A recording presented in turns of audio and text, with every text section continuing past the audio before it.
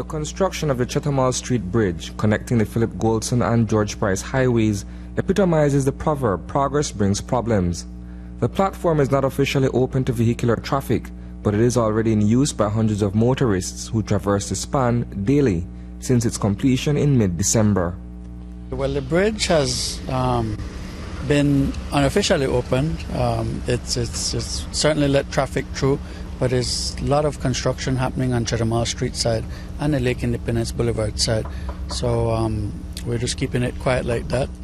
While the finishing touch to the multi-million-dollar project is being kept mum about, viewers would recall the uproar in June 2011 when squatters on the other side of Hallover Creek were forcibly removed and their houses demolished by Ministry of Works employees. That scenario culminated on Belcan Bridge with an all-out confrontation between residents and police officers.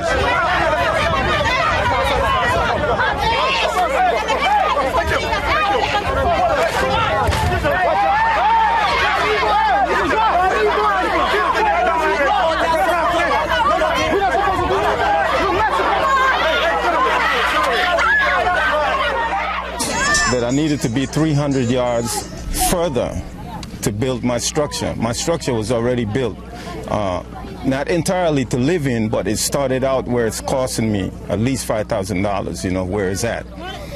Structure next to me was tore down, and that house was beautiful. It was made nice, cost at least $15,000, you know, and these guys just came and demolished. That was a little over 3.5 years ago, and the construction of the bridge and its adjoining access have since realized a spike in real estate value along Chetumal Street, where employees of CISCO Construction are busy concreting the approach. What is the timeline more or less for this work to be completed? Well, the project that's ongoing is the section between the bridge and Albert Hoy Street, and we're doing the drains right now. We figure within 3 months we should have it complete. And they're working on, I know Ministry of Works is reviewing and doing the design for the other section going to the George Price Highway. Prior to works commencing in the vicinity, the project was met with mixed reaction from residents of BELAMA Phase 2.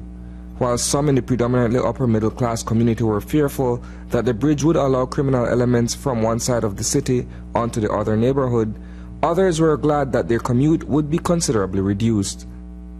It's a blessing for me because I have a son that lives at 4.5 miles on the Western Road, and to go to him, I just cross the bridge and I reach there. No, I have to go way around and go that way, right? If I'm visiting my next son that lives in Port Loyola, I'll zip over and I go. At an estimated cost of roughly $4.5 million, Francis Wood says the Chetumal Street Bridge is 100% Belizean effort. The one thing I like to talk about is that this bridge is 100% Belizean. It's really designed in Belize. All the beams are built in Belize. Everything about it is Belizean. And it certainly has increased safety a lot. It's noticeable that there's not as much traffic on the Central American Boulevard, and that's where it really got hectic, and safety is a concern for all the pedestrians, all the kids going to school. A lot of heavy vehicles are using this one already, and a lot of traffic, so it's very convenient. The work is continuing.